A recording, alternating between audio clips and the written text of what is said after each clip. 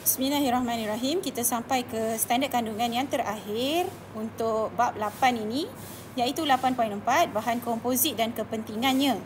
So, apa benda bahan komposit ni? So, kita tengok definisi pada buku teks, muka surat 266. Bahan komposit ialah bahan yang terdiri daripada gabungan dua atau lebih bahan yang bukan homogen, iaitu bahan matriks dan bahan pengukuhan. Bahan bukan homogen ni maksudnya apa? Bahan yang berlainan dia punya rupa tu. Secara fizikal kita boleh nampak beza dia. Contoh, kalau kita ambil air dengan minyak, kalau kita letakkan dekat dalam satu bikar, dia kan kita nampak layer yang berbeza. So, air dengan minyak ini bahan bukan homogen lah. Ataupun pasir dengan air. Pasir dalam keadaan pepejal tu dan air dalam keadaan cecair tu. So dia kita nampak secara fizikal, kita boleh identify ini pasir, ini air. So itu bahan bukan homogen. Alright? Okay. So apa contoh bahan komposit secara semula jadi adalah kayu. Kayu ni terdiri daripada bahan matriks dia lignin. Okay. Dan bahan pengukuhan dia adalah gentian selulosa, yang menjadikan bahan komposit dia apa nama? Kayu. Okay. So throughout this topic, you akan learn 5 bahan komposit. Okay. So kenapa nak buat bahan komposit? Okay. Sebabnya dekat sini. Sebabnya bahan komposit ni sifat fizik atau sifat kimia dia berlainan. So, bila kita gabungkan bahan komposit yang terhasil ini, sifat dia lebih baik daripada komponen asal. Nanti you akan tengok throughout macam mana contoh konkrit diperkukuhkan, gentian optik. Okay. So, kita akan tengok macam mana the sifat of that bahan improves bila kita dah gabung a few bahan together. Okay, so kita mula dengan the first one, iaitu konkrit diperkukuhkan. So, konkrit diperkukuhkan ini adalah terhasil apabila tertulang keluli atau jejaring dawai dibenamkan ke dalam konkrit. So, tertulang keluli atau jejaring dawai ini adalah bahan pengukuhan dia. Dan konkrit itu adalah bahan matriks dia. So, konkrit diperkukuhkan ini digunakan untuk buat jambatan, buat empangan, buat bangunan. Okey, so kalau tengok pada nota ni, saya akan masukkan pada hujung insya-Allah. Pada hujung video ni saya akan letakkan nota ni. So, kenapa kita kena guna konkrit diperkukuhkan ni? So, kalau kita guna tertulang keluli sahaja untuk buat bangunan, masalah tertulang keluli ni adalah dia ada sifat mudah berkarat. So, bila dia berkarat, nanti tertulang keluli tu akan jadi rapuh.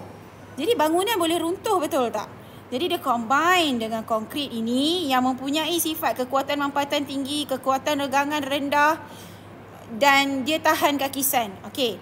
So, masalah konkrit ni pula adalah kekuatan regangan dia rendah. Maksudnya, dia akan pecah kalau kena daya regangan yang tinggi. Dah itu pula masalahnya. Tapi covered by this tertulang keluli yang mempunyai kekuatan regangan yang tinggi. So when they combine these two, this bahan pengukuhan which is tertulang keluli atau jejaring dawai dengan bahan matriks iaitu konkrit, okay, dia dapat hasilkan industri dapat hasilkan konkrit yang diperkukuhkan yang sifat dia adalah kekuatan mampatan dia tinggi, kekuatan regangan tinggi, tahan kakisan, tak mudah retak, mudah dibentuk kepada sebarang bentuk. Therefore, bolehlah buat jambatan, bangunan dan empangan tadi. Okey, so itu adalah berkaitan dengan konkrit diperkukuhkan. Okey, kita pergi pada yang kedua. Yang kedua adalah kaca gentian. Okey, yang ini saya nak put a bit of emphasis. Nama bahan kompositnya adalah kaca gentian. Ada dua komponen yang make up this kaca gentian, which is plastik sebagai bahan matriks dan gentian kaca sebagai bahan pengukuhan. Okey, tengok beza dia. kaca gentian is the bahan komposit. Okay, kalau saya nak tulis ni macam ni lah basically.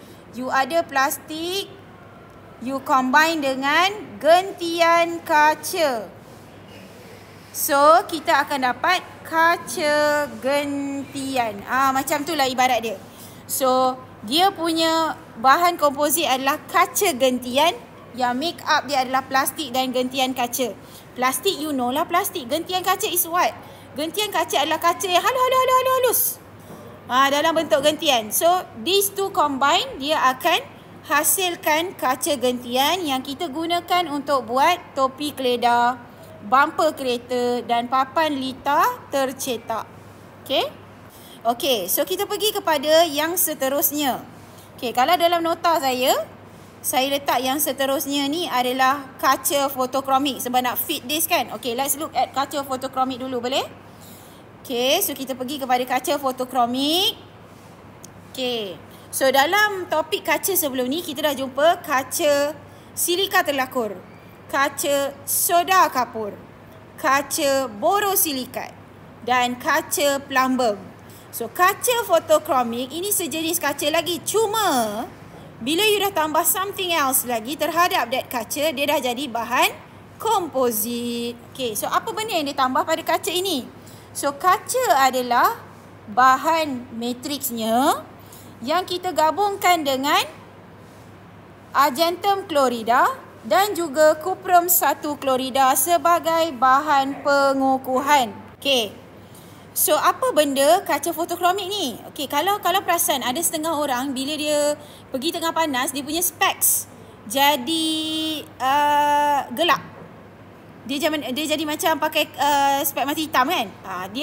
Tapi bila dia berada dalam kawasan tak ada cahaya, cerah balik dia punya specs. So itu menggunakan konsep kaca fotokromik lah. Okay, and even some tingkap ke, you will see that. Okay, so apa yang berlaku sebenarnya? So bila didedahkan kepada cahaya matahari, kaca fotokromik ni akan jadi gelap. Sebabkan apa? Sebab adanya kehadiran argentum klorida ini yang terurai. Okay, argentum klorida akan terurai, dia akan hasilkan argentum. Argentum ni yang menyebabkan jadi gelap tu. Okay, argentum ni yang menyebabkan jadi gelap tu, atom argentum tu. So, bila dia gelap, dia halang laluan cahaya. So, dia macam lindungi mata tu lah. Okay, cuma bila dah kawasan dah malap balik, dah tak ada cahaya, dia akan patah balik lah. Okay, argentum ni akan tukar balik jadi argentum klorida with the help of siapa? With the help of kuprum 1 klorida ini. Okay, dia yang menyebabkan, kuprum 1 klorida yang menyebabkan proses ni patah balik. Jadi luksina semula. So, apa tujuan orang guna kaca fotokromik?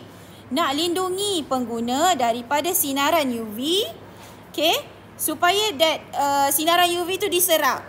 Okay, so guna untuk buat apa? Untuk buat tingkap kereta, tingkap bangunan, kanta kamera. So, ini antara kegunaan kaca fotokromik. So, kalau kita tengok dekat sini, saya ada tulis dah. Apa sifat bahan komposit ini adalah dia luksina. So that kaca fotokromik tu dia bersifat luksina. Lepas tu dia boleh menyerap sinaran UV. Dan penyerapan sinaran UV tu bergantung kepada keamatan cahaya, intensity of the cahaya. So kalau cahaya tu very terang, then dia akan jadi very dark. Kalau tak berapa terang sangat, then dia slightly dark je. That kaca fotokromik. Okay, so kita pergi pula kepada kita patah balik kat sini. Sorry ya, saya punya notes ni all over the place sebab saya nak fitkan that page. Okay, kita pergi kepada gentian optik. Kalau saya selalu explain gentian optik tu Unify yang sekarang ni lah, ataupun Maxis fiber tu. Okay, dulu masa kita guna internet, kita guna LAN wire yang ada bunyi itulah. Kalau orang zaman dulu-dulu, orang yang tahun 2000, awal 2000 tu kan, bila nak pasang internet tu, dia kena pakai wayar yang panjang tu lah. Okay, so now tak perlu dah. Sekarang kenapa? Okay, Sebab kita menggunakan gentian optik sekarang ni. Okay, gentian optik ini ada 3 lapisan. Okay, first lapisan adalah bahagian teras ni. Bahagian teras ini lapisan yang pertama. Okay, this bahagian teras ini dibuat daripada gentian kaca silika, iaitu bahan pengukuhan dia. Okay, that bahagian teras itu disaluti oleh lapisan kedua. Lapisan kedua adalah lapisan salutan itu, iaitu kaca ataupun plastik. This is called the bahan matrix.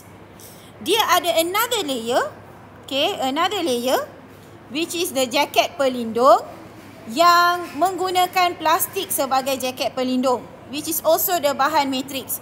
So, dalam silibus you hanya gentian optik sahaja ada 3 layers lah. Dia ada satu bahan pengukuhan, tapi ada 2 bahan matrix. Okay, so apa kegunaan this gentian optik? Gentian optik ni kelebihan dia adalah dia boleh hantar maklumat dan data dalam bentuk cahaya. Speed of light, laju kan? Dalam fizik you belajar speed of light is 3 kali 10 kuasa 8 kan, meter per saat. Dalam masa 1 saat, this is how far the cahaya can go. Okay, so this maklumat atau data dihantar dalam bentuk cahaya, lajulah. Okay, so bila cahaya ni bergerak dalam melalui gentian kaca ni dekat bahagian teras ni, okay, ada satu siri pantulan dalam penuh. So siapa yang belajar fizik, they will know this lah. Okay, dan bahan teras dan bahan matrix ni ada indeks biasan yang berlainan. So dia boleh bawa data dalam kapasiti yang banyak. Okay, dan dia tak terganggu oleh gangguan elektromagnet. Jadi bahan komposit ni boleh gantilah that wire cuprum dekat dalam kamera video and dapat hubungkan komputer daripada local area network LAN. Okay, so dia boleh sambungkan komputer tu. Alright, so kita tengok ni apa yang saya dah tulis kat sini. So sifat bahan komposit yang terhasil iaitu gentian optik ini adalah kekuatan mampatan dia tinggi dan dia adalah fleksibel. Okay, so apa lagi kegunaan untuk gentian optik ini adalah dalam endoskopi. Endoskopi ni yang bila nak buat pembedahan sekarang dia guna kamera masuk dalam badan. So doktor tak payah belah perut ke apa-apa benda, baru boleh tengok inside your organs inside. Dia boleh guna kamera ni sahaja, endoskopi tu. So that wire itu menggunakan gentian optik dan laser untuk pembedahan. Okey, yang terakhir adalah superkonduktor. Okey, mana ya superkonduktor? Superkonduktor ni keluar dalam SPM 2023, iaitu dia ada kandungan seramik. Seramik apa? Ada 3 bahan dia, yttrium, barium, cuprum, oksida. Tahu singkatan dia YbCO. So dia adalah satu bahan komposit yang 3 ni combine. Dia ada sifat superconductivity. Apa benda sifat superconductivity ini? Bahan ini boleh mengalirkan arus elektrik, okay, tanpa rintangan pada suhu yang sangat rendah. Macam tu. Okay, so superkonduktor ini kita guna untuk buat elektromagnet, iaitu magnet superkonduktor ataupun supermagnet. Magnet superkonduktor ni ringan dan daya magnet dia sangat kuat. Okay, so magnet superkonduktor ini gunakan dalam pemecut zarah dan terlibat dalam peralatan mesin resonance magnet nukleus. Apa benda ni? Okay, so kalau you bercadang untuk sambung kimia akan datang, you akan jumpa mesin ini, Nuclear Magnetic Resonance, NMR. Basically mesin ini dia boleh tahu apa kandungan sesuatu bahan itu berdasarkan peak pada graf. Dia tengok pada graf. So you can learn this further bila you ambil chemistry lah. Further lah. Okay, dan juga mesin MRI. Mesin MRI mesin apa? Mesin yang nak tengok inside our body ni. macam mana your soft tissue, macam mana your organs, where is it. Selalu doktor akan suruh you lalu mesin MRI ni, yang macam terowong ni. Okay, untuk detect, nak know for sure what is the yang tak kenanya dengan you ni dalam badan you. Selalunya gitulah. Baru dia dapat detect, because otherwise macam mana nak nampak? X-ray bukan boleh nampak semua benda. So dia masuk dalam mesin MRI ini.